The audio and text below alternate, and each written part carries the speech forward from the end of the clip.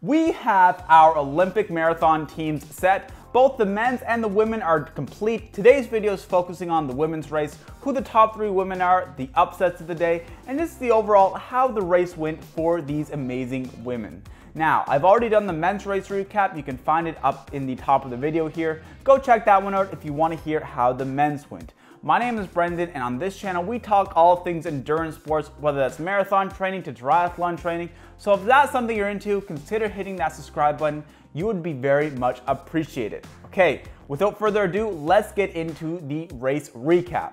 Now, the women's race, unlike the men's race, was a more traditional marathon where you had that big bunch group, and towards the later periods, there were a few breakaway athletes. These breakaway athletes were none other than Des Linden, Sally Kipyego, Molly Seidel, and Alifeline Tuliamuk. I'm sorry if I got that pronunciation wrong. I practiced it a few times, but I'm sorry if I got it wrong. Now, this was towards the later end of the race. Before that, it was anyone's game. They were going at it full force. Everyone was battling it out, duking it out, button heads.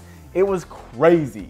You could not tell who would be the breakaway athlete at that time. However, towards the end, we had a little bit more of a clear picture that it would probably be either Alifeline Tuliamuk or Molly Seidel, which is insane because this is Molly Seidel's first marathon ever.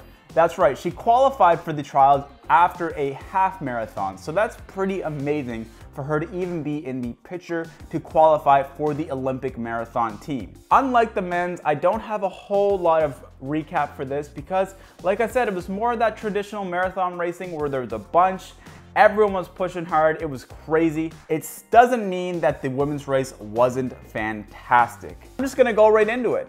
There's no point in beating around the bush. Our top 3 women are Sally Kipyego, came in a time of 2 hours, 28 minutes, and 52 seconds. Molly Seidel came in at that second position in 2 hours, 27 minutes, and 31 seconds. And your Olympic Marathon Trials champion, the gold medal for the day, goes to Alifeline Tuliamuk.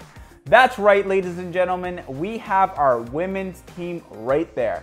Des Linden will be the alternate coming in that 4th slot, only a few seconds behind Sally Kipyego. I just want to highlight some of the very interesting things about these top 3 women. So, Sally Kipyego, she was born in Kenya. She just had a child a couple of years ago, and she just became eligible to compete for the US Olympic team in August. So that's pretty amazing. Super happy for her. Molly Seidel, just 3 short years ago, was suffering with an eating disorder. That is absolutely amazing. It just blows my mind. So super happy for her. She's a massive inspiration to all of us. Alifeline Tuliamuk, she has 31 siblings. Her father has 4 different wives, but 31 siblings. God, how can you remember their names? That's very interesting stuff, I tell you that much. So we have to talk about the upsets. There's no easy way to lead into this. I'm sorry about that. So Sarah Hall and Emily Sisson, 2 ladies that I thought were definitely going to make the team DNF. Now we have to talk about the upsets for the day. There's no easy way to lead into this, so let's just rip the band-aid off. Jordan Hasay did not make the team. She was definitely the favorite of mine going into the race, so it's very surprising to see that she didn't finish.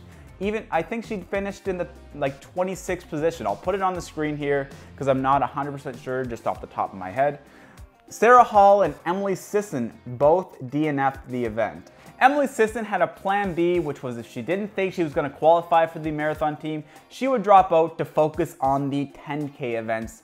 So hopefully she has some good luck at that event. I really am rooting for her.